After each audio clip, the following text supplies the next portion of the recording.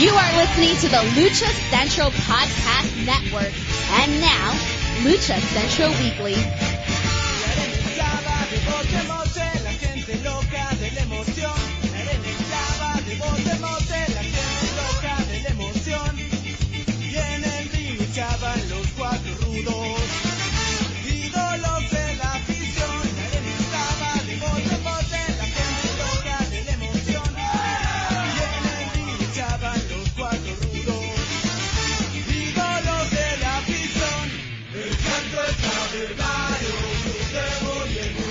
Hello, ladies and gentlemen, and welcome to another special edition of the Lucha Central Weekly Podcast, English edition.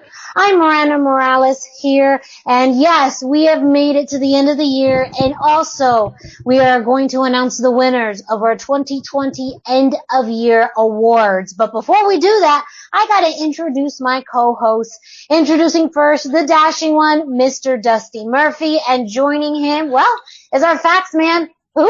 Well, Who? That's Mr. Brendan Barr. Dusty, That's Brendan? who. Yes, how's it going? Oh, I'm doing great. Yeah, we're both doing great. It's in stereo. Yes. It's colder this time, so I'm warming up. Got I got hoodie, the tee, my long hot underwear tea. on. Yes. Staying I have warm. my cape, so, you know. I love that.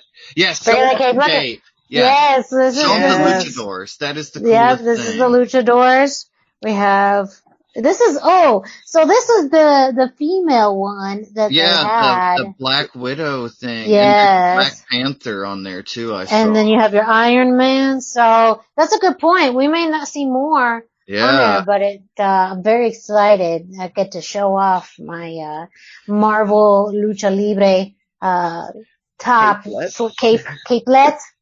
Yes, I feel very fashionable. I wish I could show more, but I'm stuck in this chair and limited by where my cards or my cords take me. So, yes, we are here again. Thank you so much to our listeners and viewers, because this episode, like our last, is being recorded through video and audio, so that way you get to see these faces, see the moneymakers. And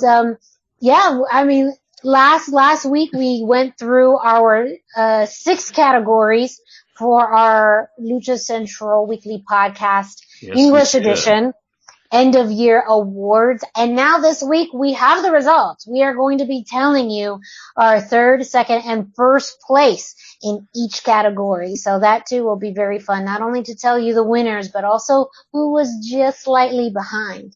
But before we do that, Dusty, you have some WWE news to share. Yeah, we do. It's just kind of been bubbling under the last several days, that USA at large is unhappy with the way that WWE Raw and things are going for WWE on USA, and that they want a more adult product. And immediately people's minds went to the 90s, to the Attitude Era, that kind of adult. But, cause you hear wrestling and adult, but that turns out they wanted like a more dramatic and violent product, something more like Sons of Anarchy or something, tied to wrestling. And you can't help but wonder if we already saw signs of that with the Raw Dark in the last hour earlier this summer, if they weren't trying to appeal to a more adult audience. COVID unfortunately dashed the likelihood of something like Raw Dark happening in the near future. But it's sure interesting to see what's going to happen in WWE with all of this. Yeah. I think I don't know. Part of the problem was bringing in television writers. Vince wanted to beat Friends on SmackDown, and they had TV writers, so he brought in TV writers. And so I don't know. You need writers. Not how you do that. That's not how that works, Vince. That's not how that works. But there's an E in WWE. There's much more of a focus on entertainment now. So maybe that's where his mind is going. Though I don't agree with it.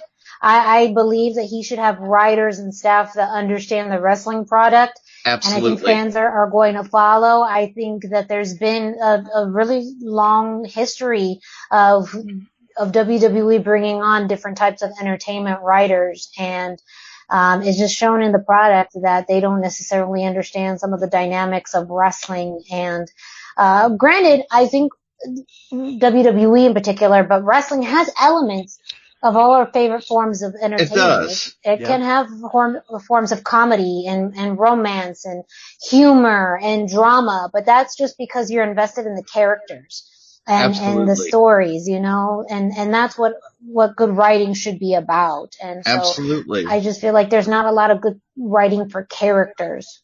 If if USA wants to bring a good entertainment-driven wrestling product, they need to go out and buy the rights to Lucha Underground. That's what they should do. Yeah.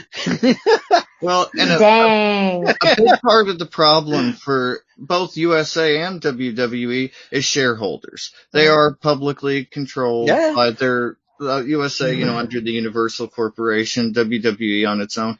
And so when shareholders have a question like, what is going on? You know, what are you going to do to correct this downturn in viewers?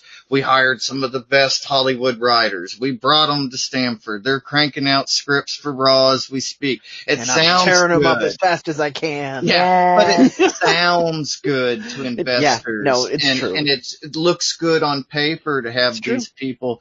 And they were absolutely, like, as strange as it sounds, trying to compete with Friends at one time. I bet a lot of us, I'm sure you guys remember why watch Friends when you can watch Enemies? Do you remember that? Yeah. That's why I said that for that particular scenario is you can't go after the king of the mountain. You cannot. By hiring people that do the same thing, only are already doing it, right? Like you hire, if you want to compete with Friends, you hire the guy, the writers from Friends instead of just other random television writers. Yeah. That's absolutely. Well, and they've lost sight of a lot of the wrestling product. I mean, we talk about how bad WCW was in the final days, and I've been rewatching the last couple of years, and like, I mean, have you seen WWE lately? Yeah, no, and I get the same feeling when I watch it. I think that's the point, though. No, I haven't.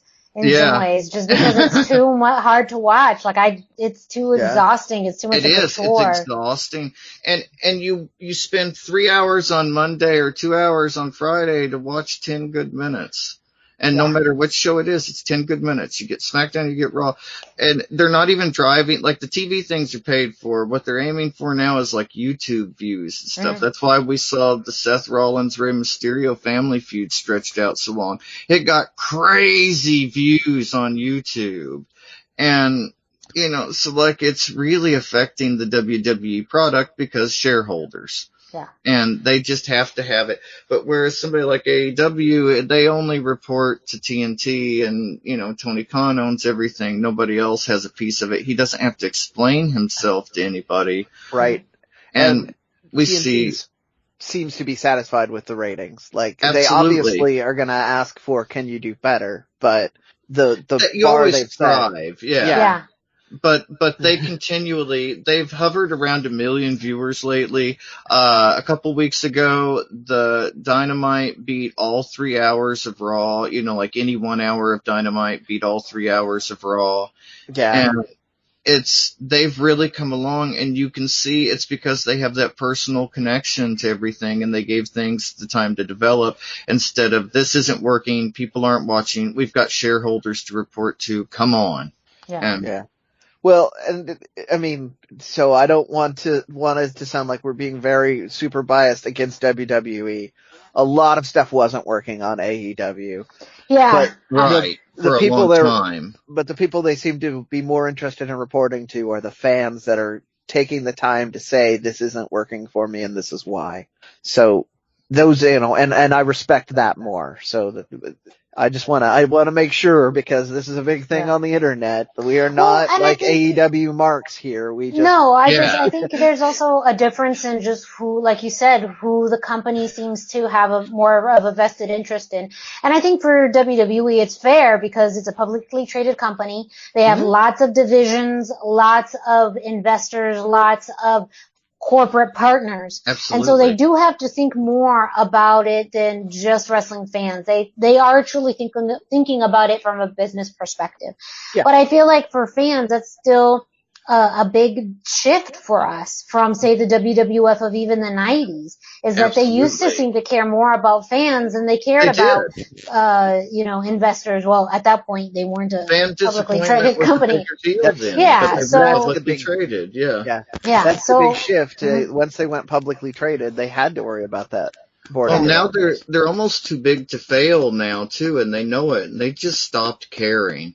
Mm-hmm. They have the deepest roster, the best roster that any wrestling company has ever had in the history of the world, and they still can't do what AEW's been able to do in like 15 months. You know, I mean, it blows my mind that they have that kind of talent. They're able to satisfy their investors on all kinds of diversity, but they don't do anything with it, and it's so disappointing. Yeah, I think that's the challenge, is that they have truly some of the most talented, the deepest and most talented wrestlers in the entire world, and I think inarguably, and they don't spread it out enough where you see that on a weekly basis, you know? No, that you don't, absolutely not. And so I feel like that, I mean, we've talked about it constantly, even on last week's episode about, Lucha Libre representation. And that is one thing that, even though the Lucha representation in AEW is very small, you look at how visceral it is. If you're looking for a more violent, darker product, AEW has that with the Lucha Bros, with their matches. So I feel like those types of those nuances with their talent and how do they utilize them, again, and I think it's just WWE has all the tools in the world. It's not that they don't have the tools and they can't implement they have them. the quality and the quantity, but they just can't. It's just, So I think that's where the frustration comes in, is that it's not like it's a struggle bus of, that they don't have talent, they don't have money, they don't have time, they don't have TV, all of that. They have everything. It just feels like it's more of a conscious choice of what they decide to do. And that's what gets frustrating. So, I will remind people again, they had agents on Twitter whose replies to people saying they didn't like the product saying, it doesn't matter, you're going to tune in anyway. Mm-hmm. Yeah. And that's how they feel. Exemplifies the mentality, which exacerbates the frustration, right? Like, we want it to be better. None of us are hating on WWE because we want it to fail. We're hating on it because we tune every week, or at least listen to the results and say, why isn't this better? Mm-hmm. This is, this is something I want to spend my time with, and you won't give me a good enough product that I feel like it's a good use of my time. Absolutely. Agreed. Well, listeners, we always have to give you the news because this is the Lucha Central Weekly Podcast, English edition. So you're always going to get some news from Lucha Libre promotions and luchador related promotions and wrestlers. So we had to start off the show like that. But we're not going to keep you in suspense very much longer. I do want to mention that we are doing this ahead of time, so there will be some things that we aren't able to cover for you on this show like we normally would. The CMLL Christmas show will have happened.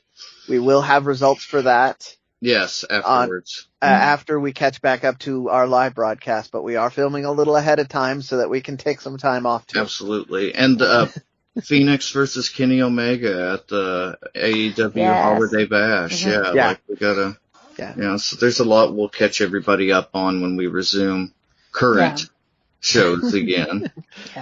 But that's why you stay tuned, so you can listen to the results and our feedback, our opinions, our thoughts, but also we do bring you that lucha news. So as Dusty and Brendan mentioned, we are recording a little bit ahead of time, but also, it's a way to celebrate the year. We've in our previous episode, we gave you our nominees for our 6 categories for our end of year awards. And we're going to review all of that again, so don't you worry if you missed out on that. However, we think it'd be pretty beneficial if you listen to the first episode or last week's episode of this 2-parter podcast. So go ahead. To be continued. To be continued, yes. Like so you Back can to the find Future too.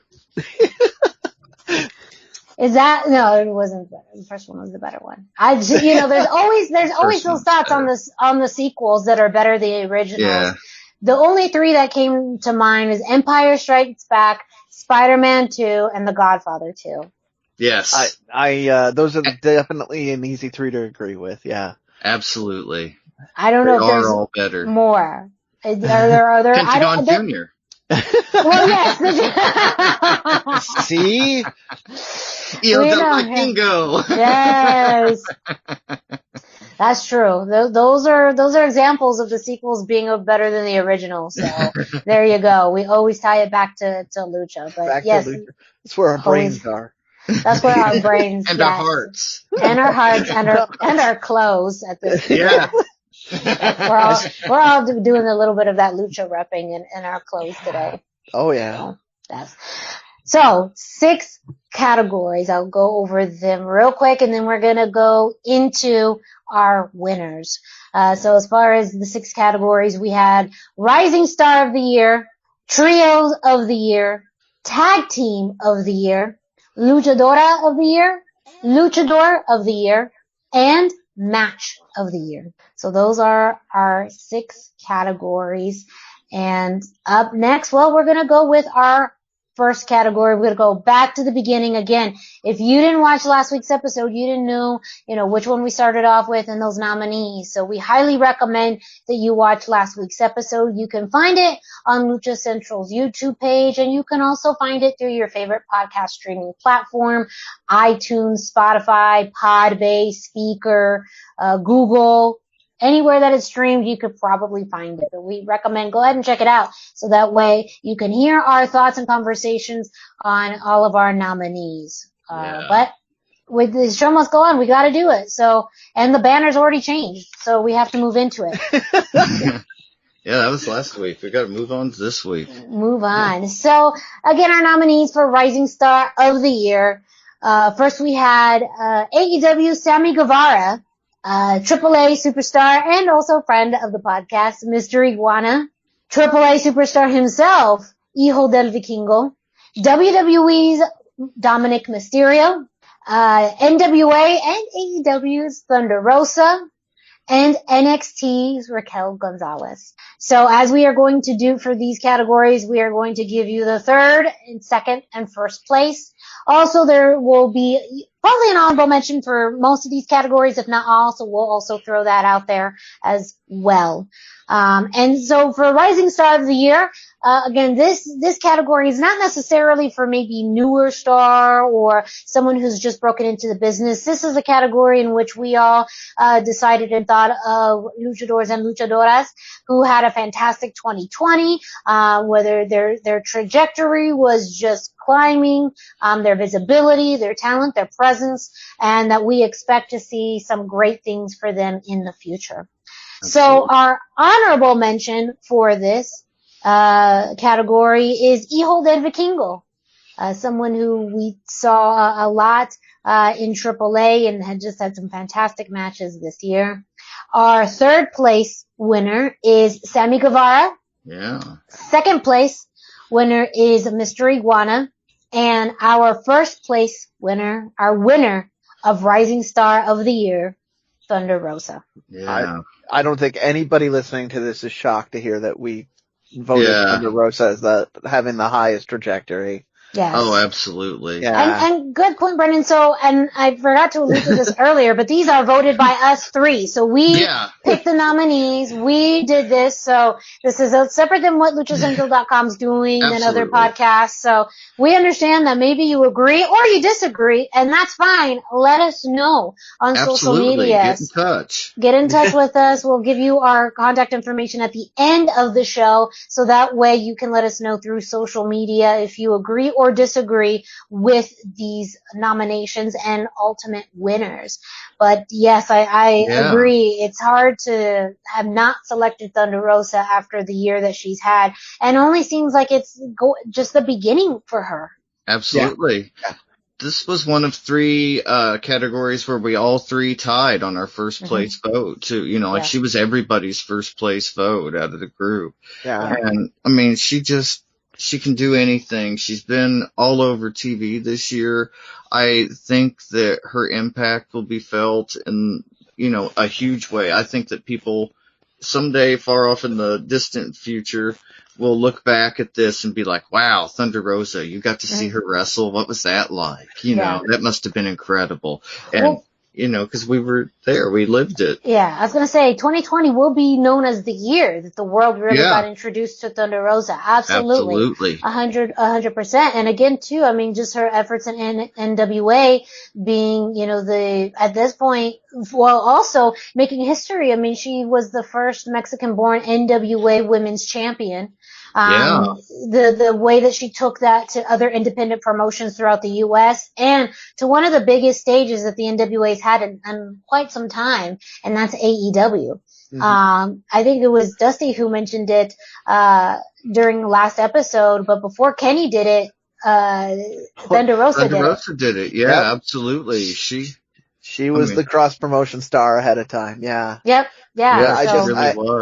I had that realization as we were talking about it. I'm like, we were giving all this credit to Kenny Omega, but Thunder Rosa did it first and kind of laid the groundwork, because that, in retrospect now, it's almost like they were trying out what they were going to do, see if the fans would react well to it with Thunder Rosa. And then when they did, they pulled the trigger on this Kenny Omega stuff, which is causing shockwaves everywhere.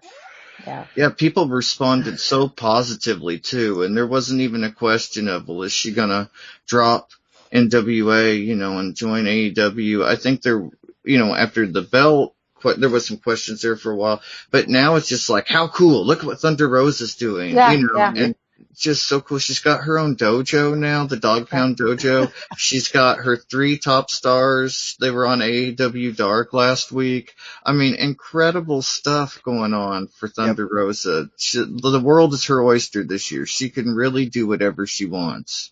Yeah. And again, this is based on trajectory. So what we're also saying, what we're going to see next year. This is also going to be a story next year. And cause that's, if the vaccine works and COVID opens up, we're going to see her at her own promotion, Mission Pro. We're going to see her we're going to see her probably at NWA events. We're definitely going to see her at AEW events. Maybe even Primetime Live. You know, and that's, we do need to throw that back into the mix. Primetime Live was also a big part of her exposure. I don't want to undercut the value that they added by bringing her onto that show. And let's be honest. I mean, the NWA Women's Championship was much more entertaining, and people were more looking at the Women's Championship more than the men's with Nick Aldis. 100%. So I do feel like not only she just really became the face of the NWA, which again, a Mexican-born luchadora has become the face of the NWA. 2020 is a weird time, but who would have ever thought that? But that was because of the presence that she put out all over the independent scene and in AEW. Like, it just was more of a story that I think people gravitated to, and she just built up such a fantastic and loyal fan base, but also you see just a different representation in wrestling, and that I think means a lot. So I can't argue at all. I don't think any of us really can argue with her winning this category. Though there was some really, great competition. I mean, we do have to talk about our second place winner, Mr. Iguana. We defended the decision last week, so go back and listen to it, because I know some people will say, you guys just voted for him because he's been on your show. But again, we listed some pretty fair points last week about now being signed full time to AAA, still wrestling throughout the independents in the U.S. and in Mexico. His placement on consistently being on AAA, both in the Lucha Fighter series, Auto Luchas, and Triple Mania. Yeah, so he does have a future with AAA.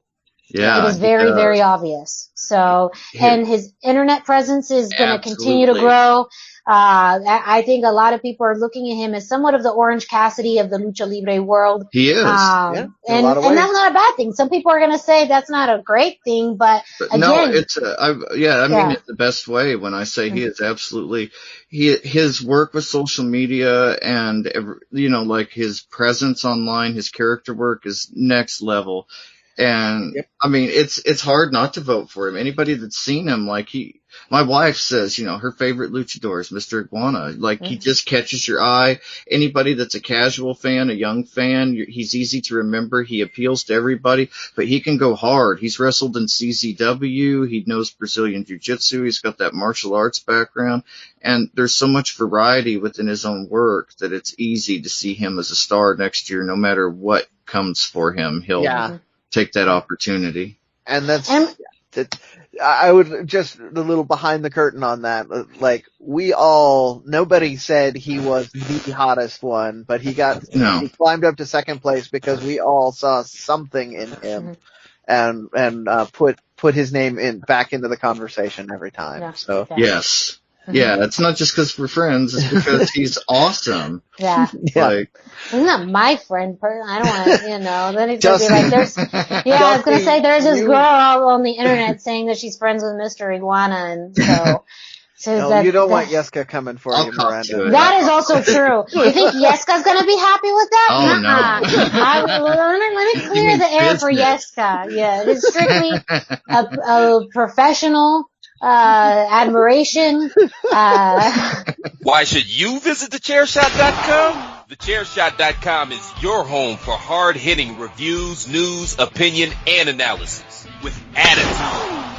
Why? Because you're smarter than the average fan. Thechairshot.com. Always use your head. Hey everyone, it's Denise Salcedo here in Lucha Central with a reminder of where and when to catch all of the great network content this week. Get the full lineup and listen to all of our shows in the podcast network section of luchacentral.com.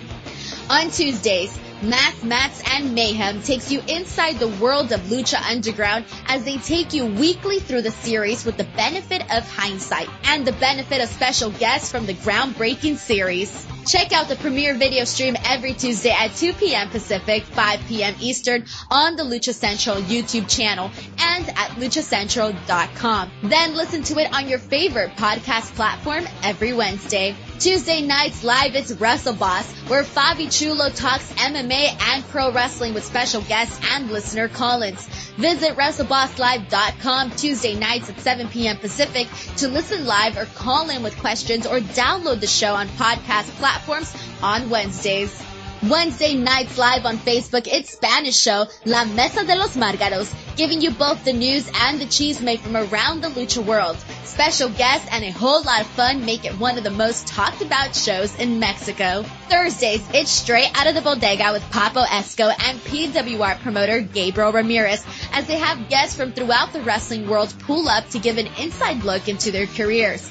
From indie standouts to television superstars, each week brings a new name and perspective. On Friday, it's your double dose of Lucha Central Weekly podcast, one in English y el otro en español. Lucha Central Weekly is where you'll find all the top stories of the week, both inside and out of the ring from Mexico and anywhere luchadores are in action across the globe. Be sure to subscribe and follow all your favorite Lucha Central Network series on your favorite podcast platforms, either by their own series name or subscribe to the Lucha Central Podcast Network show pages to get all of the shows in one easy feed.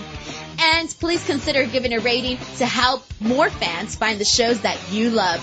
For now, this is Denise Salcedo signing off from Lucha Central. Have a great week. Lucha-Masks.com by Pro Wrestling Revolution, bringing you in partnership with Mask Republic, the Lucha Brothers, as well as Japanese legend Ultimo Dragon. Go to lucha-masks.com and fight Lucha Strong with masks from your favorite Lucha legends and Pro Wrestling Revolution luchadores. Stay safe in style and represent your favorite luchador. Get yours now at lucha-masks.com, powered by Pro Wrestling Revolution. Let's jump real quick to Sammy Guevara, because that's a wrestler both of you had voted for in this, and so we're going to let you guys give your thoughts on Sammy Guevara. He went from being somebody whose name you might have heard to being somebody whose name you could hear in the main event and take seriously now. like his work with the Inner Circle, I mean, he went from being like the young guy to being like the focal point in a lot of ways. The jacket thing recently with MJF, like the most emotional connection. Remember, like everybody was like, MJF. They were so mad at how he'd done Sammy, our boy Sammy, because we love Sammy. And that emotional connection that he was able to have with people and his spot. And like I said last week, the brass ring, he has really grabbed it and done the best with it and everything. Being chased by the golf cart, being chased by the horse. Like Sammy is a star. He's setting social media on fire. His vlog is amazing. And next year we're going to see even more of him. So yeah, for a rising star, he's a natural fit. So there are 2 people that were nominated this year, Sammy being one of them, who are kind of total package people. So he's got a good look. He's highly athletic. He's super charismatic. I mean, that is absolutely, it's just inarguable that somebody with that kind of, composure, is going to do something. And, we're just seeing it. We're seeing it like it's his unescapable gravity on AEW. Like Dusty pointed out, when they're doing segments with the Inner Circle, your eye is always drawn to whatever Sammy is doing. And I mean, I don't want to put this in the air and get people thinking I'm saying he's the same, but that is a thing that I remember very strongly happening with The Rock back in the day. Like when he was with the Nation, one of the reasons he got popular is because he was the guy you always looked to. And Sammy's in that spot, that Rock spot. Yeah. Yep. So, I mean, it's just, that's why I wanted to. I love that analogy because he's a total package. He's so, I mean, like nobody should be that good looking, that good of a talker, that athletic, and that he makes it all look effortless. Everything he does, like he's so perfect in his role that it's hard to, I mean, like there's nothing to change or complain about, or, I mean, Sammy is perfectly formed, and that happened this year. Yeah. I do want to mention real quick our honorable mention, Hijo del Vikingo. This was a category with a lot of great names, who all had fantastic years. Hijo del Vikingo is one of them, as our honorable mention. Again, I think because of the fact that we didn't see him as much this year, and we talked about that last week, just due to travel and shows, I think maybe this would be a different conversation if we saw him more often. But when we did see him, it was special. And I feel like that is just a testament to the fact that if we only saw him a handful of times this year, if situations get better and wrestling becomes a lot more active, then we're going to see a lot more of him in 2021. Yeah, and they've shown us for sure that they want to put him back on that trajectory. So he had a big presence at Triple Mania. If you didn't hear us talking about that in previous weeks, you need to go back and check that out too. We have a lot to say about Hijo del Vikingo's position coming out of Triple Mania. But yeah, absolutely why we think he deserves to be in this conversation. Great. Yeah. Well, a big congratulations to Thunder Rosa, our winner of Rising Star of the Year. Congratulations indeed. Yeah. Well earned. Yes. Very well exciting. earned. Very Absolutely. well earned. Brendan, you have our next category. I do. So next up we had Trios of the Year. And last week I slaughtered the names. So Miranda, can you just say the name of the first nominees for me, please? Yes. Gientes del Aire. Okay. Thank you. That is the, AAA team of Hijo del Vikingo, Mysticis Jr., and Octagon Jr. We also had Death Triangle, the Penta from AEW of Penta L0M, Rey Fenix, and the Pack. I started to say the Bastard Pack, but I really, yeah. We also, my note. well, it's also every time they talk about him on AEW, it's always the Bastard Pack. It's not the Pack, it's the Bastard Pack. That's like his name now. And third nominee was Jurassic Express, not Lucha Express. I call it a Freudian slip. We just now say Lucha Express, but it's Jurassic Express. Every one of us on the show has done it. We all know when we've done it, but it's Jurassic Express. They were our third nominee out of AEW as well. and that is Jungle Boy, Luchasaurus, and Marco Stunt. Next we had Legado del Fantasma out of NXT, and they consist of Santos Escobar, Raul Mendoza, and Joaquin Wilde. And our last nominee was the LIJ faction of Bushi, Evil, and Sonata. And the third place winner was the Jurassic Express. I'll just read off all of these and then we can debate to death whether they belong there or not. The second place winner, I'm sorry, we had an honorable mention that I missed. Mm-hmm. Death Triangle got the honorable mention. They did get some notice and some attention. We can talk a bit about why they probably, lately. Yeah, we can talk a bit about that. We talked about that last week as well. So honorable mention was Death Triangle. Third place was Jurassic Express. Second place is Legado del Fantasma. And our winners, our big winners, if you're paying attention, there's only two choices left.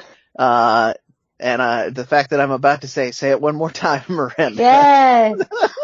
Clientes del Aire. There we go. It's just hard to argue. Again, with, they're a true trio. They had a lot of high profile matches this year. They worked a lot. Absolutely.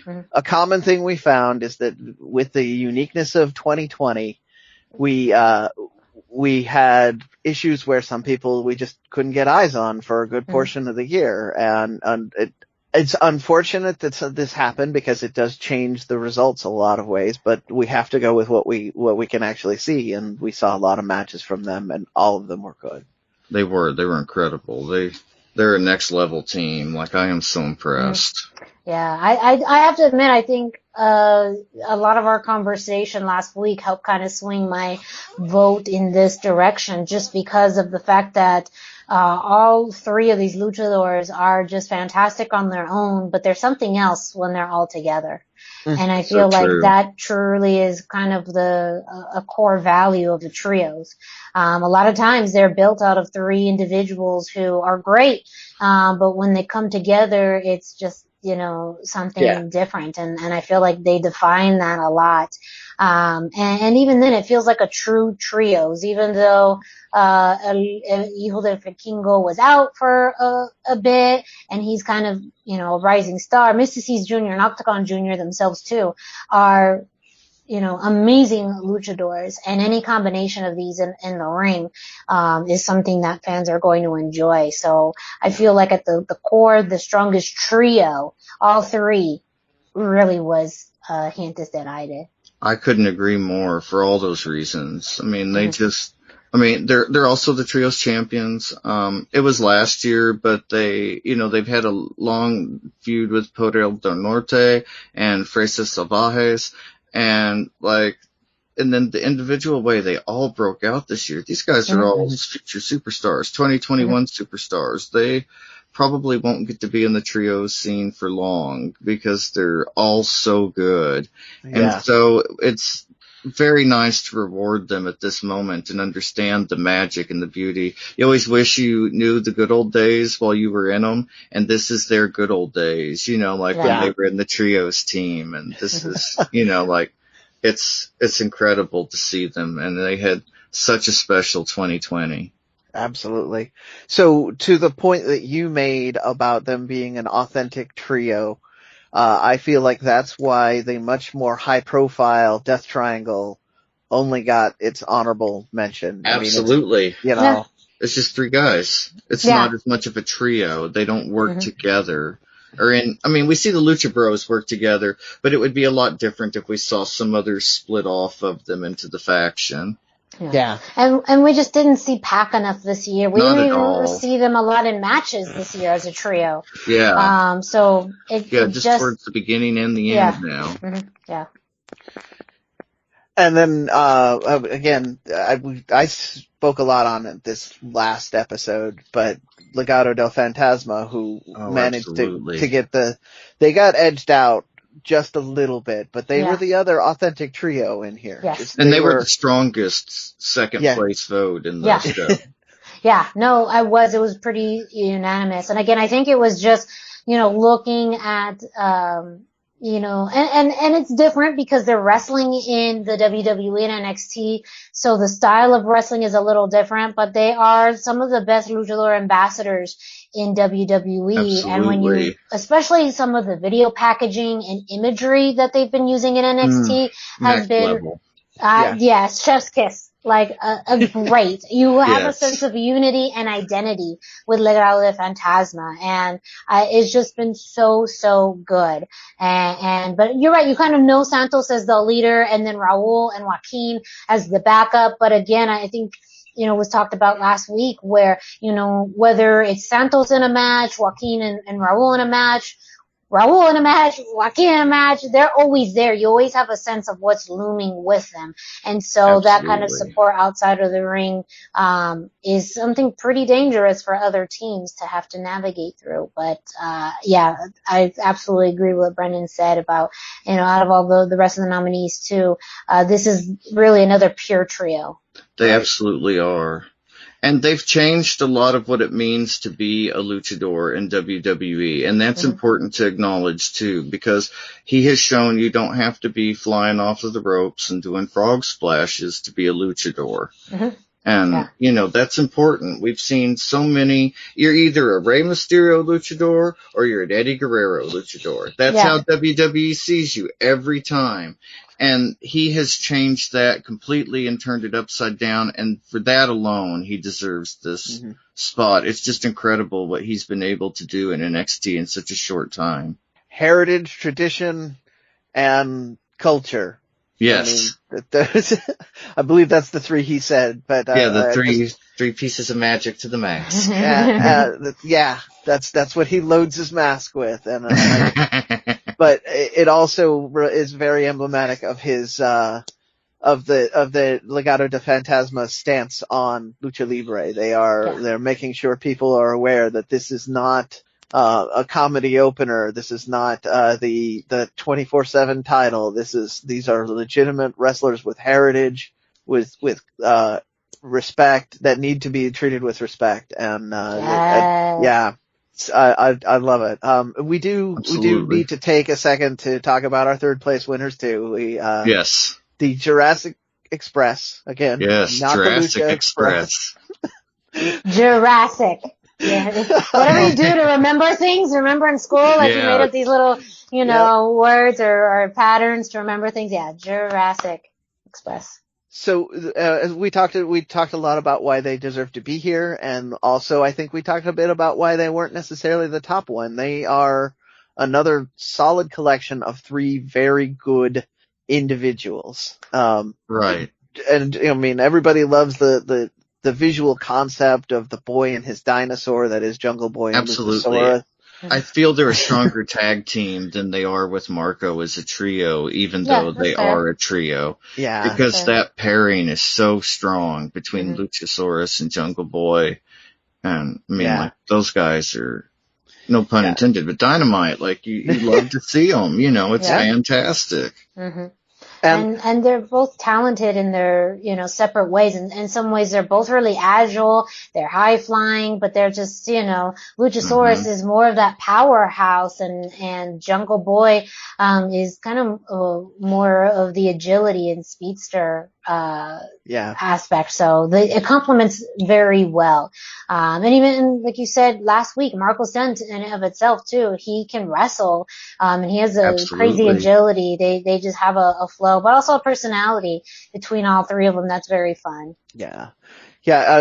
So again, we really like them. That's why they managed to climb up into third place. But, when you compare them to the two peer trios that got first and second place, they just step behind. I look forward to seeing what they do with Jurassic Express next year, because now that Marco's healed up, they can do things towards this building trios faction thing that they seem to be doing, or you can have Jungle Boy and Luchasaurus chasing after the tag team championships. I mean, can you imagine them in there against any of the tag teams they've got going on? It'd be a great show. So exciting.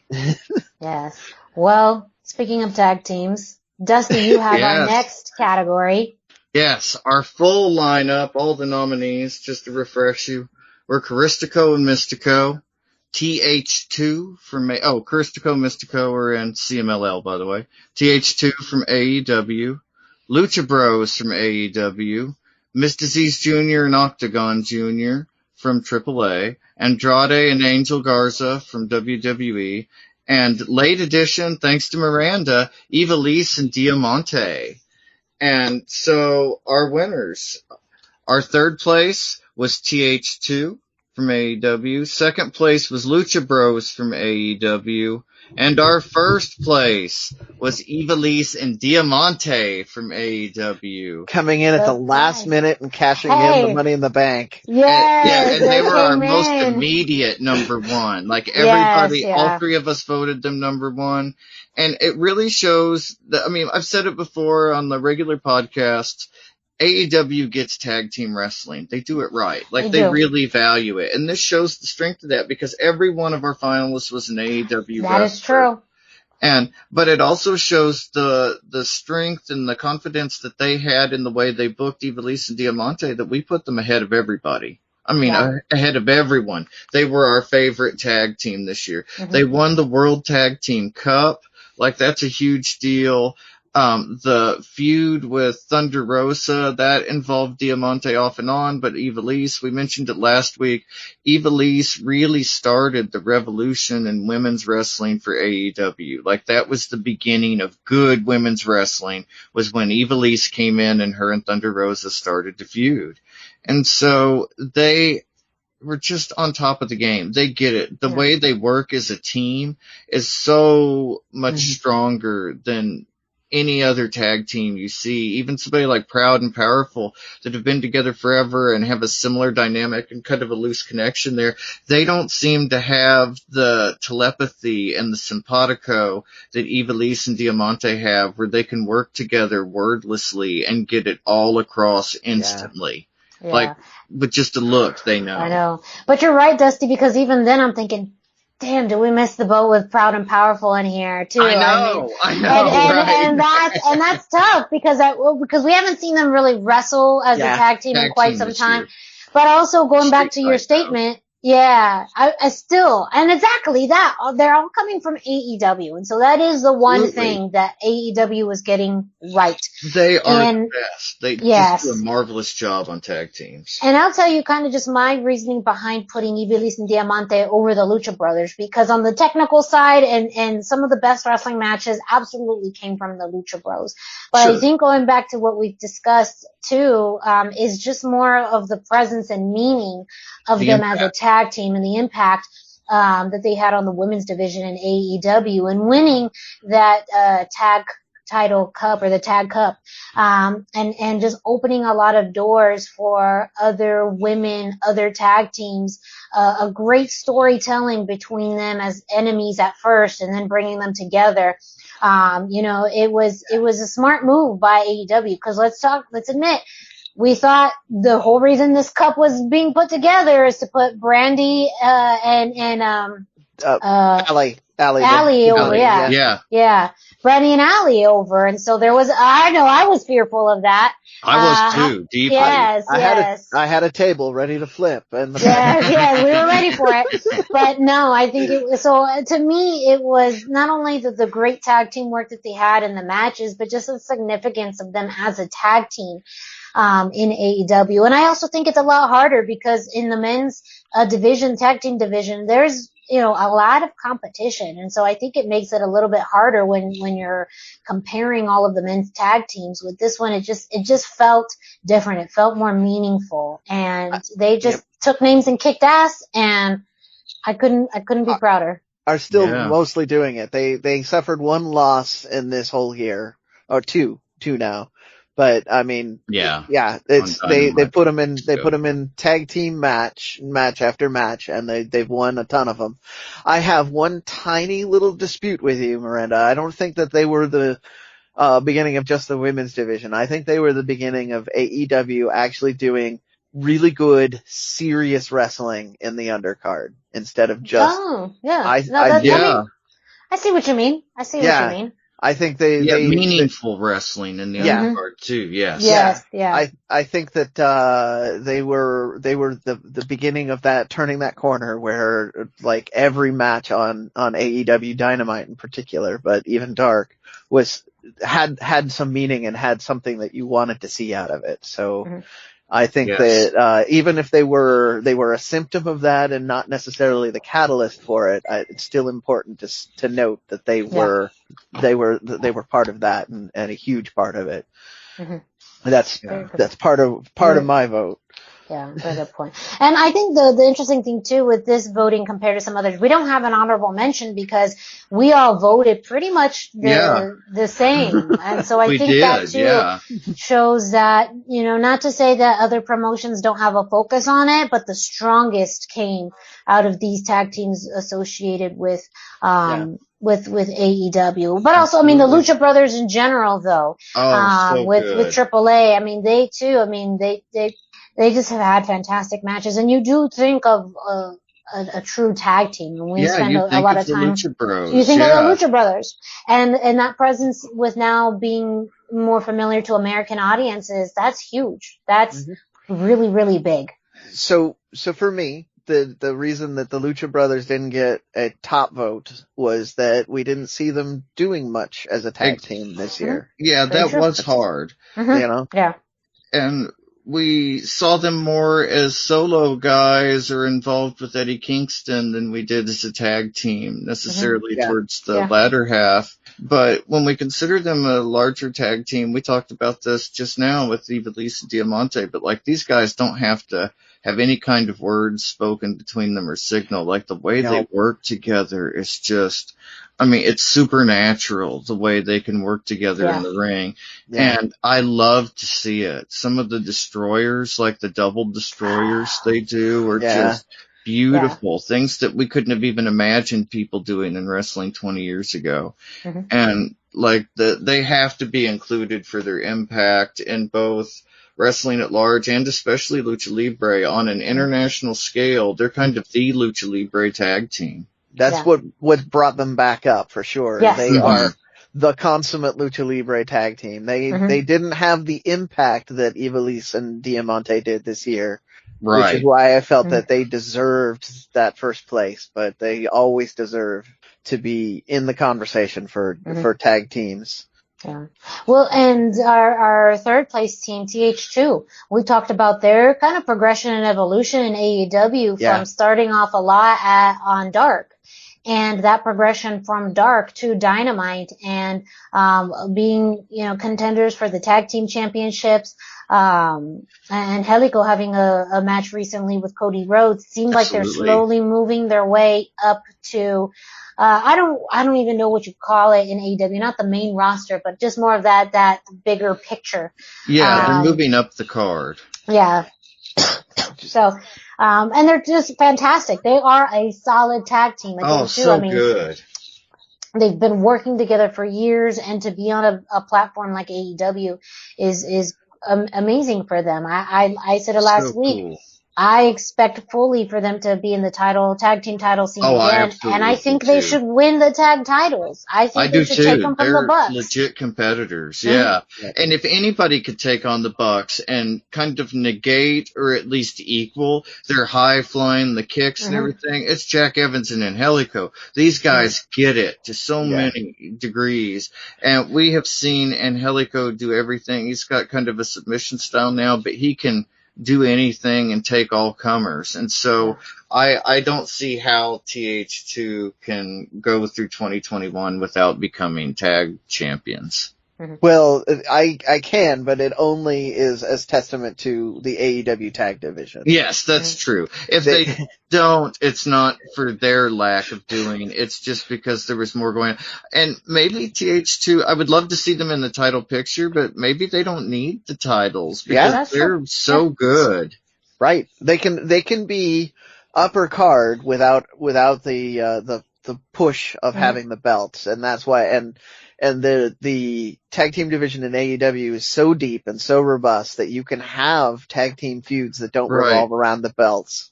And that is Yeah. It's so true, and it would make so much more difference to somebody like the Acclaimed or Top Flight to become champions than TH2. TH2 will still be in a very similar place before and after their championship, but one of the newer teams would not be in the same place before and after. And so it'll be interesting to see what happens with TH2, but that's also part of the reason that they didn't get a higher vote, for me at least, on the list.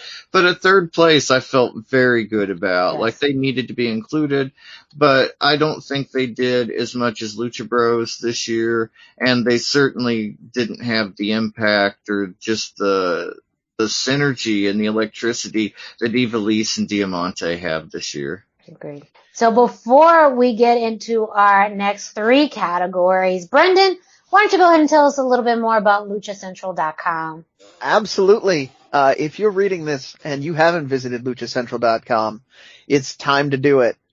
luchacentral.com is the online home for Lucha Libre, where you can get all of the top news in English and in Spanish. Find the best curated video content and original content not seen anywhere else. Find when Lucha Libre events would be happening in your area. Find photo galleries from top photographers covering Lucha Libre around the world. A place to have your voices heard, from weekly polls to annual awards, seen and read by top executives in all of the major Lucha Libre promotions across the globe. And on top of all of this, it's free. Free.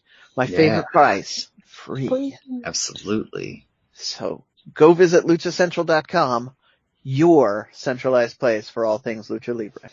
All right. So let's recap a bit as to where we're at. As far as the winners of our first 3 categories, we had Thunder Rosa winning Rising Star of the Year. We had Gientes del Aire, that was Hijo del Vikingo, Mystices Jr., and Octagon Jr. winning Trios of the Year. And as we just mentioned, Ivelisse and Diamante winning Tag Team of the Year. So up next, well, that is our Luchadora of the Year category. And you know why? Because the banner's changed. That's how we know. Technology. So, of our nominees, first we have Avispa Dorada from CMLL, Thunder Rosa from NWA, AEW, Mission Pro, and pretty much anywhere. AAA, Reina de la Reinas champion, and Impact Wrestling's Taya Valkyrie. Yeah. AAA's Lady Shani, and NXT's Raquel Gonzalez. In third place, we have Taya Valkyrie. Second place, Lady Shani, and first place, Thunder Rosa. So she is now a 2-time award winner in the Lucha Central Weekly Podcast English Edition 2020 End of Year Awards. That's going to be a really long plaque, but we'll figure that out. Maybe just get 2 plaques. No. Just the whole name. If we just, Lucha Central Weekly Podcast English Edition 2020. If we were to have plaques, she'd have 2 plaques, because she was Rising Star. I meant 2 plaques just for the name. Just for the name, yeah. Works either way. Either way, man. So this isn't much of a surprise. We talked so much about Thunder Rosa earlier in the show with Rising Star of the Year. A lot of the same reasons apply as far as just her presence and what she's been able to do in this year. I mean, so many people I think struggled with bookings being canceled, not being able to work various promotions, events being canceled. And Thunder Rosa just took the ball and ran with it and said, that's not stopping me. She worked every promotion that she could. A big change too with her own promotion, Mission Pro Wrestling. I think that got a lot of recognition as just her work and efforts towards women's wrestling and wanting to provide a space for women to grow and develop and flourish. And as you mentioned, Dusty, now she's involved in women's training as well. So I feel like she in of itself has such a vested interest in women's wrestling, and that comes through in her work, and just the barriers that she was able to break this year is unprecedented. Incredible. Yeah, it really to be really a is. champion defending your title on another company's program. I mean, Yep. on primetime TV like she was. How many people saw Thunder Rosa this year? What gave her the shoe-in for me over somebody like Lady Shani, who was in second place, was the fact that she gives back with the Dog Pound Dojo. And as soon as these girls from the dojo were ready, she's got them on AEW Dark. You know, like she is really doing everything she can to help other women, other luchadoras in the wrestling community. And that to me is so impactful and meaningful beyond her ring work and her, you know, her everything that she did this year, the showing up on Dynamite, winning the NWA title. That's incredible. And that alone would probably make her number one. But the way that she has been able to give back to wrestling and especially to women's wrestling, Jazz is a trainer at her dojo, and so it's really cool, you know, what they've been able to do. The girls were on AEW Dark last week, so it's just, I am so impressed with what she does, and I can't wait to see more out of Mission Pro and the Dog Pound Dojo from Thunder Rosa. So that's what gave her the shoe in for me. So I'm going to have to piggyback a little bit on this. To your point about her giving back, last year I had the opportunity to talk with her at an event while she was, for some reason, and I have no idea, this won't happen now, nobody was hanging out at her merch table. Yeah, never again. Yeah, never again. So I got. You were there, man. Those were the good days when you. Days. The good old days when you just got to talk with Thunder Rosa one-on-one. Yeah, no, it was great. And so I said to her, I said, because I watch her vlogs and I follow her social media presence. I said, I really appreciate all of the obvious work you're putting in to elevating women's wrestling and making it women's wrestling a bigger presence in the world of wrestling. Absolutely, she is. That's so much what she's doing. Really and she just looked at me and said, "There's so much more work that needs to be done, and I'm not going to be satisfied until it is done." Like she did not take the compliment and just let it lay there. She's like, "No, I'm not done yet." So she's always in the back of my head as a result of that. Like, and one of the things that I'm referring to, sorry, Miranda, I'm going to. No, go. is, we had a couple of years ago, you had the controversy with, Mia Khalifa saying that she didn't respect wrestling on TV, and you can have your opinions whether that was a shoot or a work or whatever. Right. But the person who stepped up to that to show her what wrestling was all about was Thunder Rosa. She put her in a ring, did all of that, and like that was she did it in a fair way. She didn't just get in there and act like Stu Hart and twist her up and who's tough now. You know, I mean, it wasn't that. I mean, there was a chop that was pretty serious, but you can't do Lucha very Libre without a chop. You can't learn Lucha Libre without getting chopped. That's just part of the rules.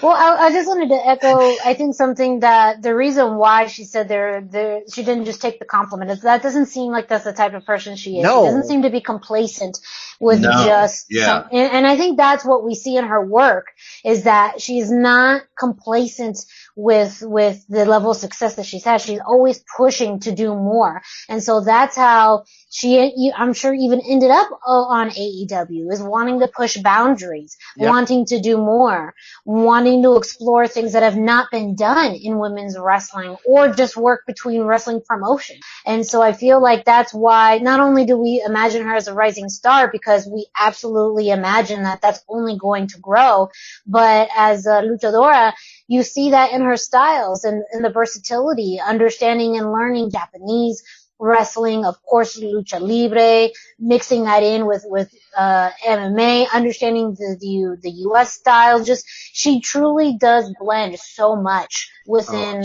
her work. And that's it's amazing. It's just something that leaves a lot of people in awe. So, I think that is an obvious choice, but also I think very much just a reflection of her work ethic and how she views herself and also where wrestling can continue to grow. I do want to jump in real quick and talk a little bit about Lady Shani, because she is someone that we mentioned that didn't have as many matches as Thunder Rosa. She's had a really important place within the AAA women's division. And so I want to get your guys' thoughts too on Lady Shani coming in at number 2, because that was fairly unanimous. I know, Brendan, you actually put her over ahead, and I think it had a lot to do with some of the conversation that we had last week, but I just wanted to give you guys a second to kind of express your thoughts on Lady Shani coming in second place. I put her ahead of Taya, who was our third place winner, purely because oh no, I put her in first place. She did, crazy. Yeah. There we go.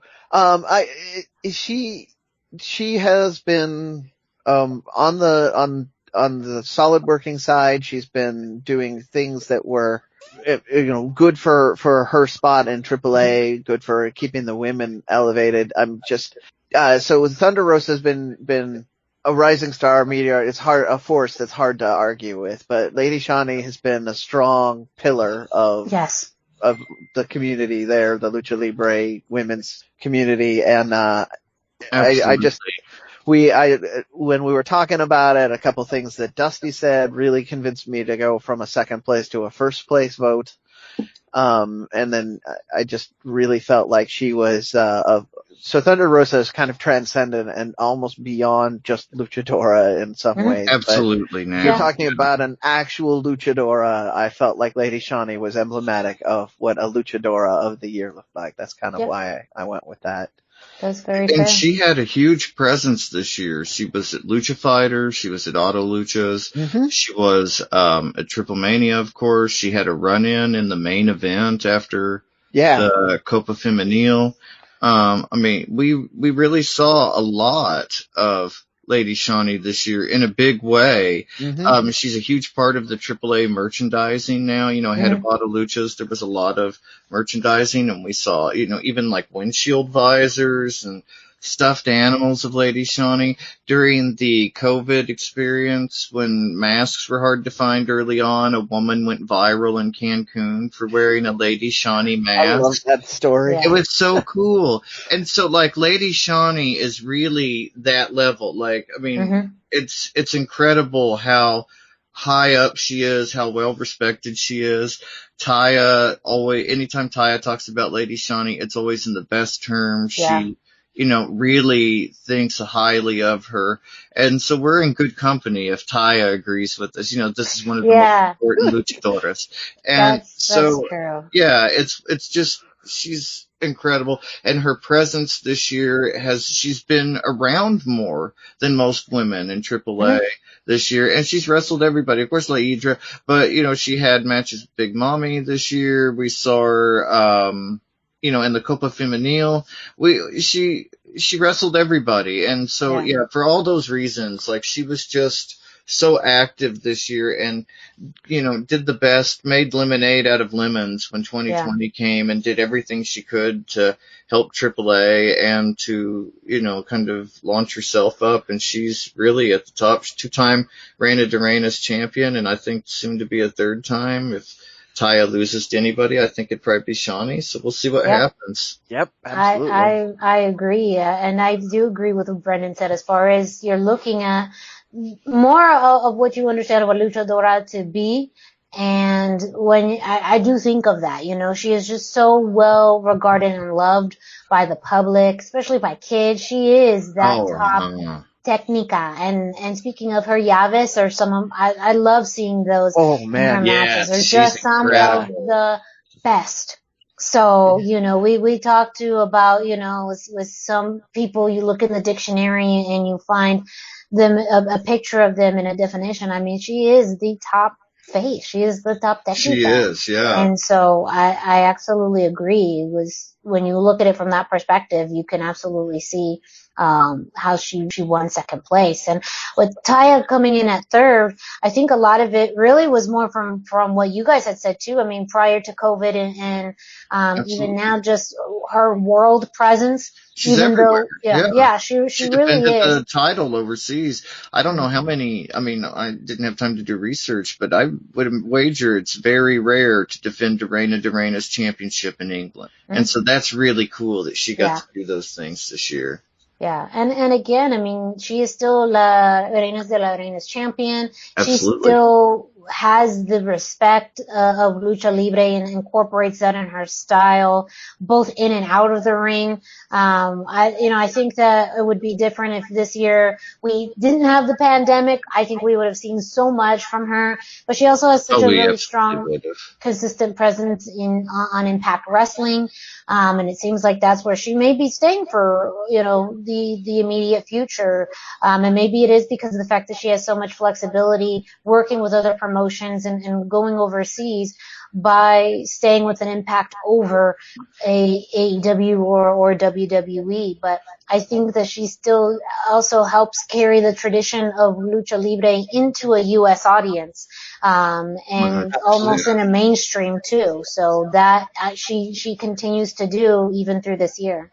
And again, it's a unique style of Lucha Libre. She's not jumping off the top rope. I mean, she was in Perros del Mal. This is a violent, she's a brawler. Yeah, and that's what we love. Yeah, one of the most iconic Taya matches I can think of right now is the brawl she had with Hamada.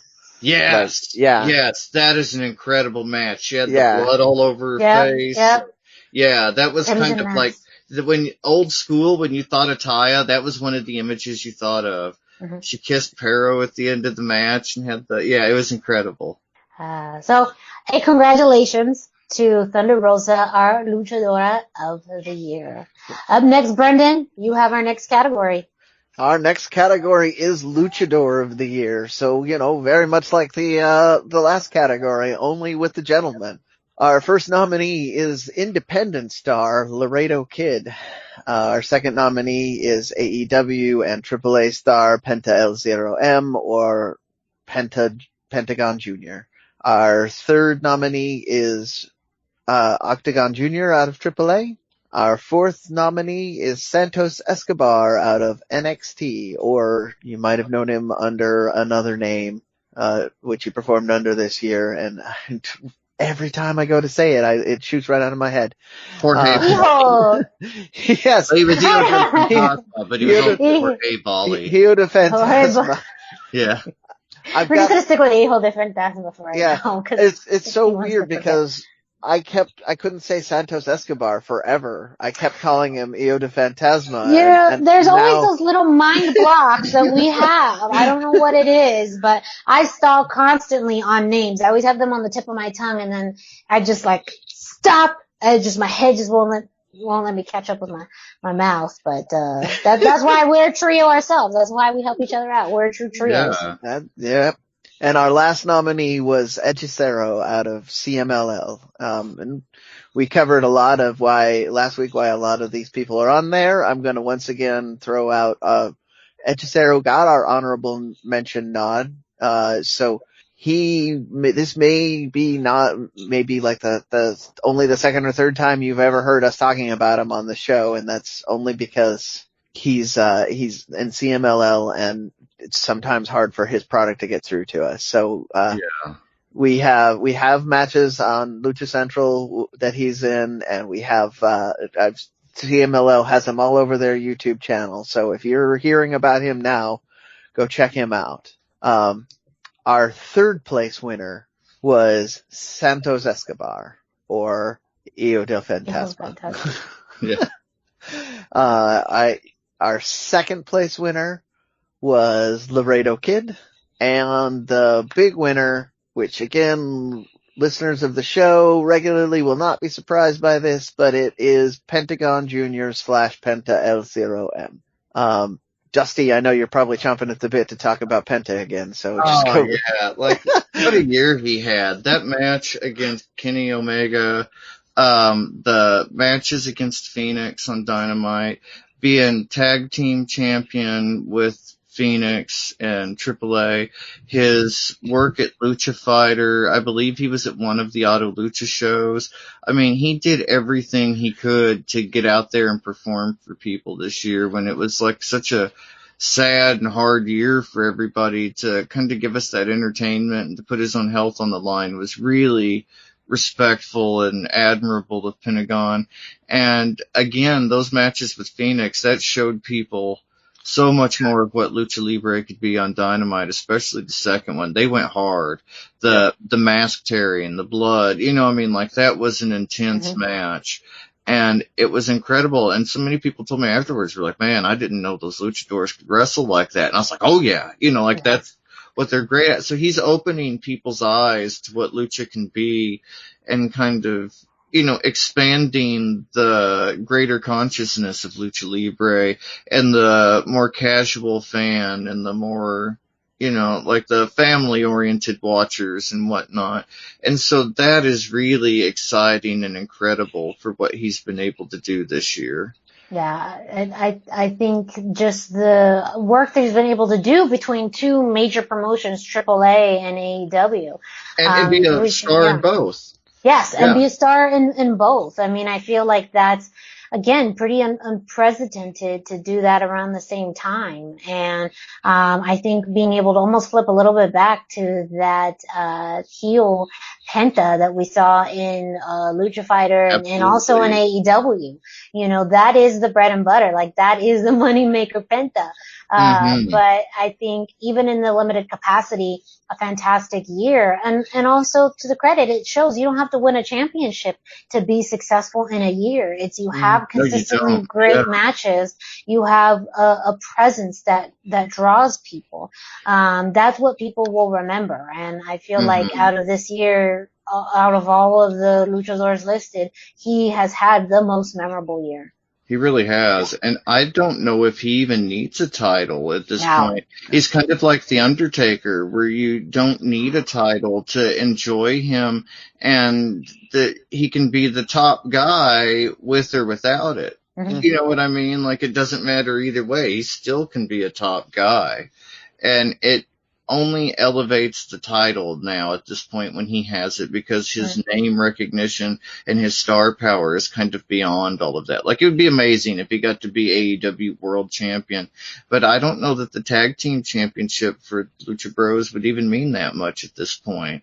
And so, you know, like, it's incredible what he's done for himself. And this year he has really shown and done everything he can to be out there. And, you know, and I mean, we mentioned it last week with the Auto Lucha, when a lot of people were staying in, you know, and were scared, especially when COVID was early. He went out and did the Auto Lucha shows and made it all the way to the finals. You know, he won Auto Lucha. And that was a real surprise for me, especially when Dr. Wagner and L.A. Park were involved. Oh, you mean the Lucha Fighter? Or Lucha Fighter, I'm sorry. Lucha Fighter. Yeah. And, but yeah, I mean, like, just so much going on for Pentagon this year. He really, and we saw the return of the old school Lucha Underground Pentagon Jr. We want that badass. We saw that in both the Lucha Fighter tournament and in the Phoenix versus Penta too. And so that's really what we've wanted for so long. And that payoff was fantastic this year on the wait for that. Yeah. So, I mean, he got my vote because, as we discussed, he is the literal face of Lucha Libre right now. Yes, we talked about it last week, but like, I have this lucha-mask.com mask, and when I wear this out in public, people recognize it. It's not just like a space reserved for Rey Mysterio anymore. Absolutely, yeah. So, he's broadening the consciousness on luchadors. It's incredible. And that alone, the fact that he is so universally recognized and so transcendent at this point is the main reason he got my big vote. Is you can't compare to that. You can't compare to the amount of things that he brings to the table just by being who he is. Agree. And, I think a lot can be said too for our second place winner, Laredo Kid. Yes, so much. Who's had such a fantastic year. This was someone that we didn't get to see as much of, just because of limitations, but when he wrestled, it just mattered. Like you just knew. It really did. You were going to get something, amazing. He was my number one pick for Luchador of the Year because every match he was in this year was a match of the year contender. I mean, everything he did, and clear up until the Kenny Omega match, somehow he elevated himself. You'd be like, how can he do more? How can he better? And he would. I don't know how he did it, but he got better every time this year. And to be at that level already and to keep elevating yourself and to keep growing and expanding and developing talent beyond and to innovate the way he has is just incredible. Yeah. And it was like we say, Kenny Omega handpicked him for the championship match. That was somebody he really wanted to wrestle. After seeing Laredo Kid wrestle, Kenny Omega was like, that's the guy. That's the guy I want to wrestle. And that's incredible for somebody to handpick you like that. World champion. Kenny Omega has been all over Japan. He's world champion now in AEW. And out of everybody he could have wrestled in AAA, Laredo's not even a AAA guy. He's independent. AAA made it happen anyway because that's who Kenny wanted to wrestle. Yeah. It's just so cool. And, he had a fantastic year. His appearance at Lucha Fighter was amazing. He had 2 Match of the Year candidates 2 weeks in a row at Auto Luchas. He had a Match of the Year candidate at Triple Mania. Just everything he touched turned to platinum this year. And his look is fantastic. The masks and everything. He is just so next level and gets it down to his core in a way that so few do. Yeah. So, I just want to throw out because I re-looked at the points here. This is the only category where everybody that was nominated got some support. So, I didn't mention Octagon Jr. also should have been in the honorable mention because someone voted for him. Yes. This is, so you have all kinds of the representation going on here. We had a great series of candidates, and I feel like the difference between Laredo Kid and Penta L0M for most of us was just really it was, we had to sit there and weigh it out. Very close. It was because we get to see Penta more, we see him on Dynamite and he's more international. And it just didn't tip it. Yeah. To the point with I was talking about with the difference between Thunder Rosa and Lady Shani, it's almost the same thing. Penta is on a different level. If there didn't exist a Penta, Laredo Kid would be an easy shoe-in for Luchador of the Year. But, it's hard when you have somebody who is the literal face of the Mexican style of professional wrestling to win out in that category. So. Absolutely. Now, I feel like some of that can be applied to Santos Escobar, who is in 3rd place. But I think this has been more of a year of change and growth for him. And I feel like it's very possible that he can continue to grow in the next year, but we saw this transformation away from Hijo del Fantasma to Santos Escobar, and it just clicked. And we just saw this other side to him and creating Legado de Fantasma that put Lucha Libre on its head in WWE. And so I feel like that was definitely one of the reasons why I put a vote in for him, just because of the transformation that we've seen this year.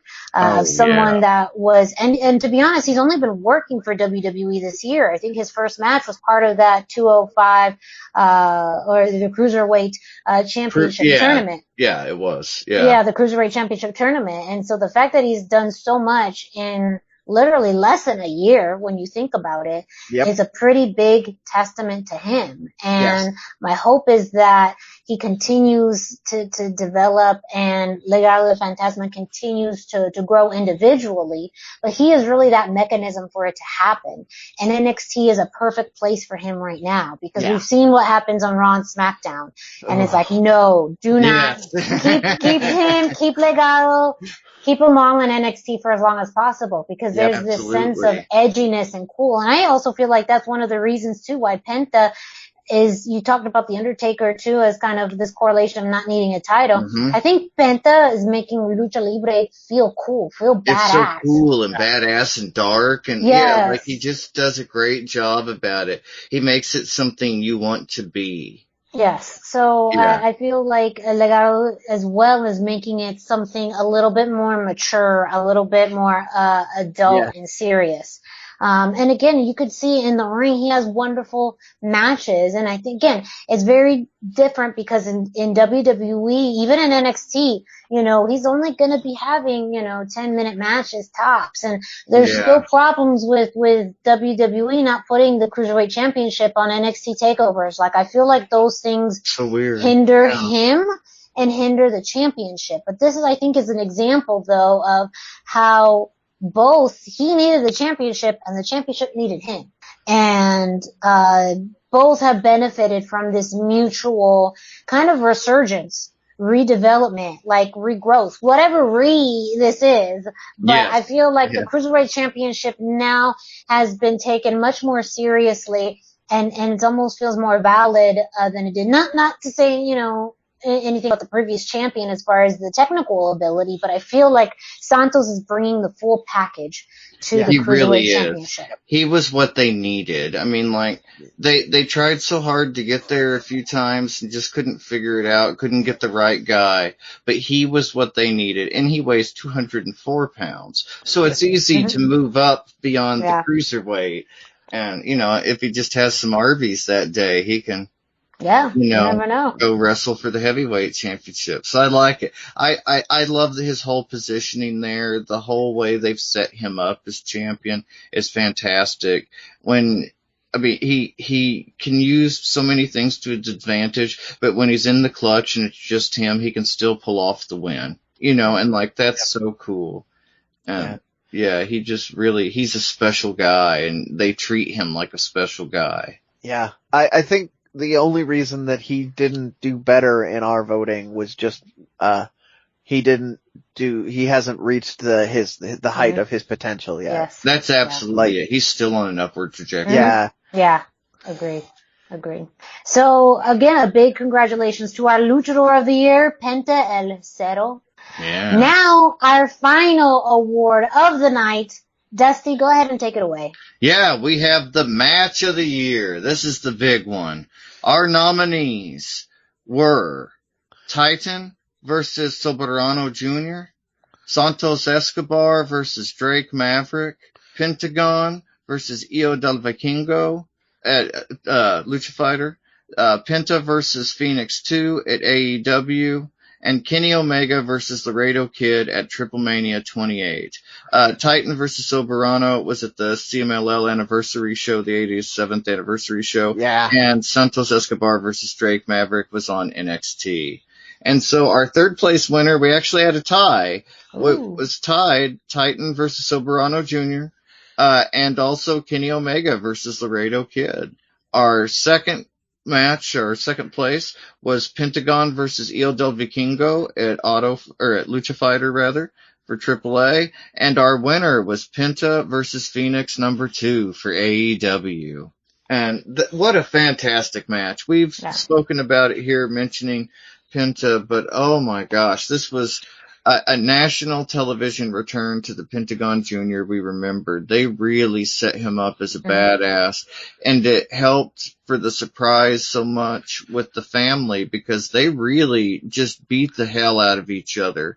But then when the family kind of split immediately, Penta was, like, he can fight his brother, but you can't fight his brother.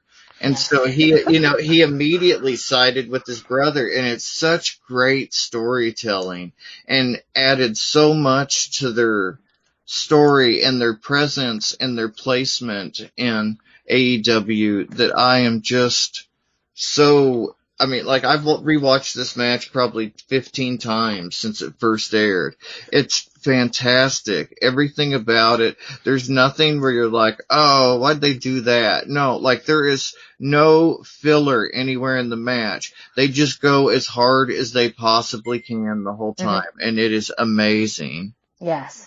Yeah, they really played up the family dynamic. They really played up that this is the second time we're seeing it. They played up the implications of this as well as, who's going to be earning that title opportunity. There was just so much to it that I felt really added to the backstory of the match. And I just loved just the visceral aggression. Me, it just really sold me, in it. And I wasn't expecting it, to be honest, because when you think of, those types of brother versus brother or, family members or best friends, like, I don't ever see them get that vicious. But Penta was like, F it. And like, they just went. I felt like it was Penta, especially when the mask ripping happened. Like, they didn't care. So no. I loved that. Again, for me, storytelling is much more what I'm drawn to as a wrestling fan. And so I felt like that had just so many layers of story to it than some of these other ones on there. And that's just what sold me. So what really got me on this is we're back to Pentagon being the face of Lucha Libre, but this was the most high profile Lucha Libre match probably up until Triple Mania. Like, the world really saw this, and it was two authentic luchadors doing an authentic lucha style match. Yeah. Like, it was, so for me, this category, I was trying to, my parameters is I was looking for real Lucha Libre. Like, I did nominate something that I thought was a really good, people are going to try and call me out on it. I did nominate the Escobar Drake Maverick match because I thought it was really good storytelling, but the category that I was really looking for was authentic Lucha Libre matches. I really wanted to have matches that were representative of that. That's what pushed this above something like Kenny versus Laredo Kid for me. It was that it was a real lucha, that there were two luchadors in it. And doing 100% lucha style stuff. Absolutely. Like, the mask tearing, the brawling, just the odd mix of technical match and brawling and llaves and dive and topes. Like, I mean, it was, if I wanted to point a mainstream wrestling fan to Lucha Libre, I could point to that match and say, watch that. That's what you can expect from good Lucha Libre. You absolutely could. Yeah, it's like a clinic in Lucha Libre. Yeah.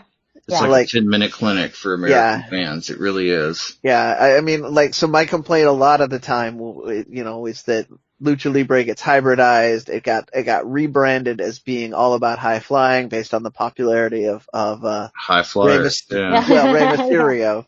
Yeah. But, cause that's what he redefined Lucha Libre as being a lot about high flying. But this shows more of the pure roots of Lucha Libre as well as the kind of violent fighting. So that's why it got a big old vote from me. Yeah, that was one of the reasons why I chose the Pentagon Jr. at that point for the AAA Lucha Fighter versus Io del Vikingo. There was a lot of high flying and dives, but this was just lucha for me. Like, it just felt like lucha when I watched it, and it went so beautifully. It was, like I said, people still share. I saw videos this morning of it online where people were sharing the 450 off the second rope, video clip of that again. There was just so many moments within the match that were just fantastic, and everything felt like every time they hit a big move, you're like, is this the end? Oh my gosh. But it wasn't, then there'd be something else.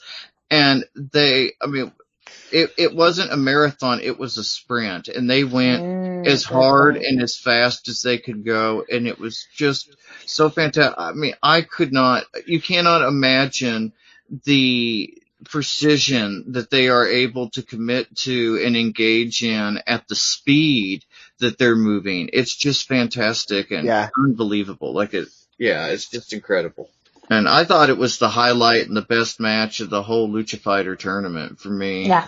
And best pure match. I mean, the highlight for me, of course, was seeing, would have been either the antics of Mr. Iguana or getting to see, or getting to see Dr. Wagner do it. Yes. But match-wise, yeah. Oh, so match-wise. And again, too, this wasn't too long. I believe around the same time, they were just finishing up the MLW AAA matches, or they were showing them. So in some ways, you kind of got a different sense of what Hijo de Vikingo could do, but at the same time, it was different than those matches. And so I think at that time, fans were still kind of feeling out what an empty arena match and an event looked like.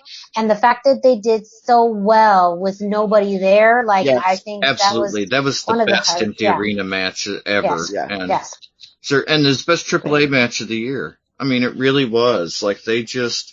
Again, we talk about a primer and a clinic in Lucha. You can show people that video and you're like, this is also Lucha. This is the same guy. He can also do this. I mean, it'd blow their minds.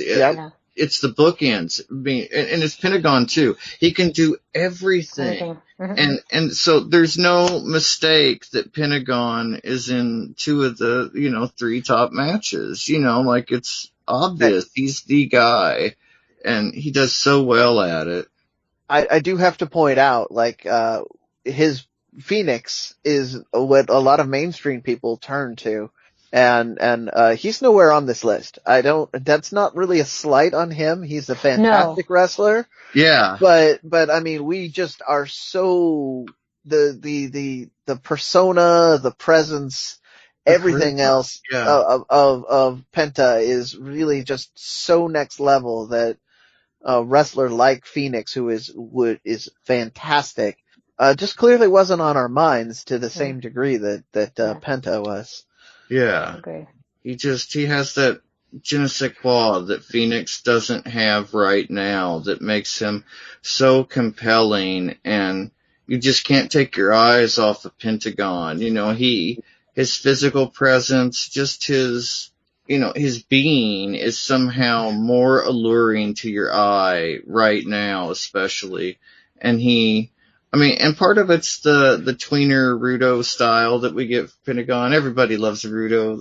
But his body language, everything, he gets it. And I feel like Phoenix isn't quite there, but almost. And yeah. But I felt that way since Lucha Underground, so I don't know. Maybe I'm just a bigger Pentagon fan.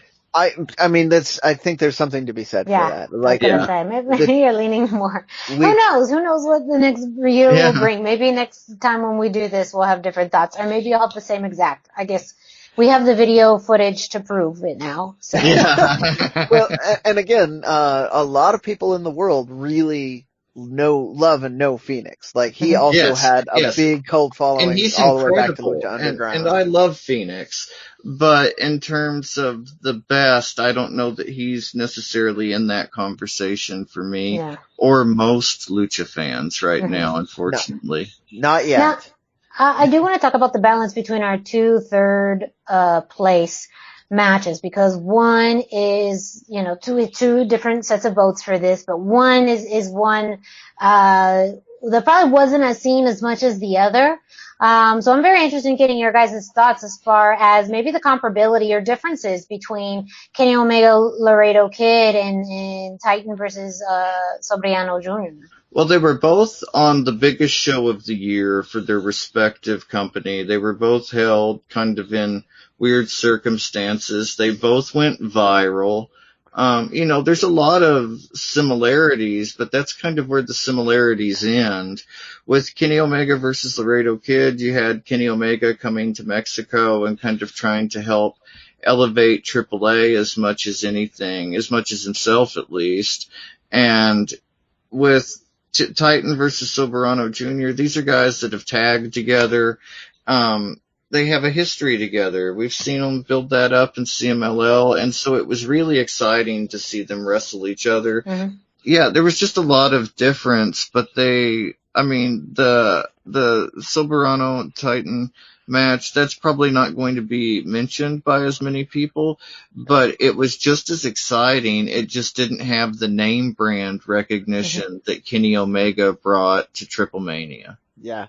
I had to go digging deep to find that. Like I was talking about, I wanted to bring an authentic lucha match to this, because as much as I love that AEW is giving us, and MLW, we didn't put up any MLW matches, but they're both going out of their way to give us authentic Lucha Libre. ROH is giving us luchadors in an environment where luchadors can flourish. Yeah. I really wanted an authentic Lucha Libre match to be in the conversation for our match of the year, because we are, at the end of the day, we are a lucha show. We're not a straight up wrestling show. Yeah. So, to back up what Dusty's saying, it's like, it's on a much smaller scale. Fewer people that are outside of the lucha circles are going to even be talking about that match. But, it, like we talked about last week, it managed to break out of that bubble. Yeah. So that is, I feel like, where it really, it's shown, versus everybody in the world was watching Kenny Omega and Laredo Kid because of all of the antics of Kenny Omega on AEW, and this shifting of the balance of power of wrestling, as Tony Khan puts it. So it's not comparable at all, because they were, in my opinion, actually, they had to have a good match. Like, Kenny Omega and Laredo Kid had to live up to the hype. Yeah, they did. Whereas, it was important. Whereas Titan and Sobranario had a match that they were trying to live, in the past that they were trying to live up to, but they could have had a perfectly adequate match and nobody would have cared. They would have been like, thank you for giving us that match, and, nice match, guys. Thanks. Yeah. I mean, it absolutely would have been that way, though. I mean, it would have. Yeah. Been like, that was nice. I enjoyed that. That was fun. But they really brought it, and it elevated it beyond just a match to being something special, especially for the Anniversario show. Yes, exactly. Very good point. Well, again, congratulations to our match of the year winner, Penta versus Phoenix 2. From AEW Dynamite. And there you have it. We'll give you the winners once again, just to wrap up our 2020 End Year Awards. For Rising Star of the Year, we had Thunder Rosa winning that category. Trios of the Year, Gigantes del Aire, Hijo del Kingo, Mysticis Jr. and Octagon Jr. winning that category. Tag Team of the Year, Ivalice and Diamante from AEW. Luchadora of the Year. Once again, Thunder Rosa, our first time first two-time award winner. Luchadora of the Year, Penta El Cero M. And Match of the Year, Penta versus Phoenix 2 from AEW. So let us know your thoughts on social media. We'll jump in. We'll give you our social medias first. I know I usually have a rhythm to this, but you know what? It's the end of the year. We do what we want around here. So yes, if you have any thoughts on our picks, on our winners, go ahead and reach out to us on social media. Dusty, where can our listeners and viewers find you? You can find me at facebook.com/Dusty Murphy or at Instagram at Dusty Murphy. I know a lot of people got masks for Christmas or used their Christmas money for masks. Send me those pictures. I want to see what you got. I love them. Yeah. So send your Lucha Libre mask or your Lucha masks. I'll show you what I got. Yeah. Hey, your Lucha mask. Any Lucha mask. I want to see it. Yes. Yeah. Brendan, where can our listeners and viewers find you? All right. I am 321 T-shirt guy. That's the numbers 321, and T-shirt guy is spelled out. And I am on the Facebook. I'm on the Instagram, and I'm on the Twitter, like literally all the time. I'm on it right now. And me, Miranda Morales, you can find me on Facebook and Instagram at the hashtag Miranda, hashtag spelled out. I am not on Twitter, so go ahead and follow 321 T-shirt guy. He is my official Twitter bypass / Twitter messaging / Twitter aficionado. Says it on my profile and everything. Yes. That's how we help each other out. But let us know your thoughts on our end of year awards, the nominees, and the award winners, even our categories. Feel free to give us suggestions on categories and people that we should be looking at for 2021. Yeah. Also, don't forget to check out luchacentral.com, your centralized place for all things Lucha Libre. You can follow Lucha Central on social media at Lucha Central on Facebook and Instagram, and at Lucha Central.com on Twitter. You can also check out the YouTube page. That may be where you found this lovely video. If you are still on the YouTube page, go ahead and check it out. You'll see lots of interviews and matches, tons of information that you can find not only on luchacentral.com, but also the Lucha Central YouTube page. I know lots of people have some time off over the holidays, so if you're looking for some great content to watch, you can find it on the Lucha Central YouTube page. Absolutely. And speaking of content, videos for down there, wherever we're pointing, and just the whole thing. Yes, down there.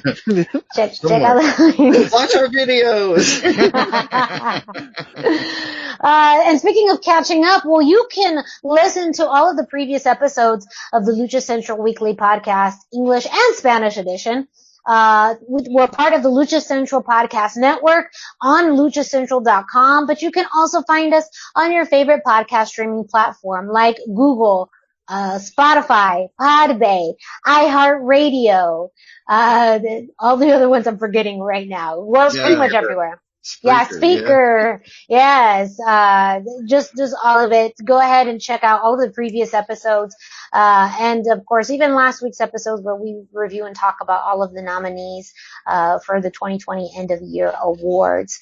And leave us a review. Go ahead and rate us. Let us know your thoughts too. You can leave them there, or again, you could reach out to us on social media. We had a lot of fun putting these lists together, these categories. So we appreciate all of you who listened or viewed this week's and last week's episodes, and also all of the episodes that we've had this year. We are at 30 plus episodes of the Lucha Central Weekly Podcast English edition, and that is all thanks to our listeners and viewers. So a big thank you. I'm actually going to let each of us have a few minutes to kind of share our thoughts on 2020, anything that we'd like to share with our listeners, with our fans, just as a way to wrap things up. So I'm going to start with Dusty. Dusty, any kind of final words you have for our fans, our listeners? Yeah, I just want to thank everybody for listening this year, 2020, and Lucha Central really helped make a lot of my dreams come true with this podcast. We've gotten to interview and talk to a lot of luchadors and interact with them on a way that I never thought was possible for somebody like me, so that's been really special. And, on a larger note for 2020, the rest of 2020 and 2021 going forward, I hope everybody stays home, stays safe, stays healthy, and do what you can. Brendan. All right. Next. I'm gonna echo a little bit of that. I really appreciate everyone that has tuned in and helped us really feel like we're doing something special and important. I recognize that we are, as a show, we're growing, and our audience is hopefully growing with us. So, I appreciate everybody that's been here, whether you just got here or you've been here since day one.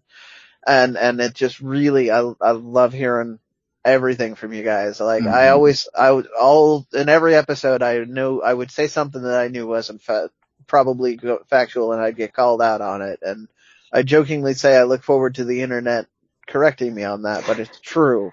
Yeah.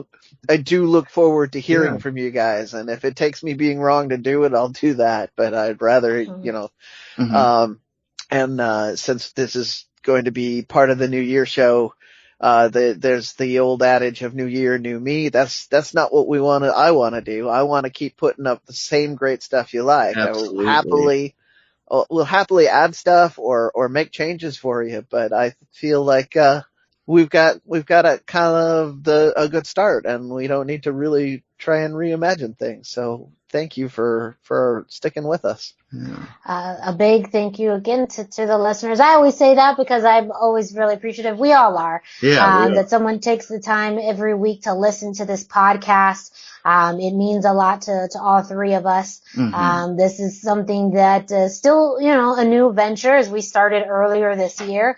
But it's been a pleasure and a joy to bring you the news, events, matches, thoughts, opinions of what's been happening in Lucha Libre. So again, just a great thank you. A great thank you to luchacentral.com, Kevin Kleinrock, who is our, jokingly overload.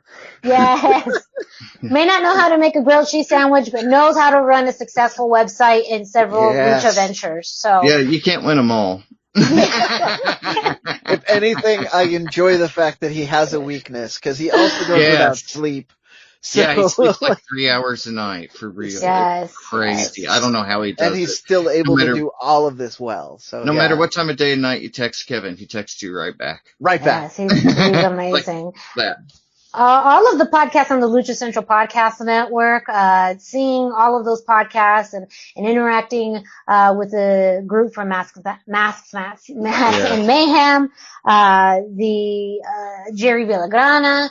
There's just been a lot of great people that we've interacted with. Great shout out to our producer Greg, who helps get this up every week. Thank you so much, Greg. Yes. Yeah. And, a big thank you to all of you for listening, for watching, for interacting with us. We hope to continue that with you next year. We hope to bring you more content, more interviews, more great things. We hope that there's amazing things on the horizon for everyone. And we'll keep on doing it again. So for Brendan Barr and Dusty Murphy, I'm Miranda Morales. We will be back next week. We will be back next year. Don't count us out yet. So everyone take care, enjoy, stay safe. We'll see you on the other side. Adios, amigos. Happy New Year.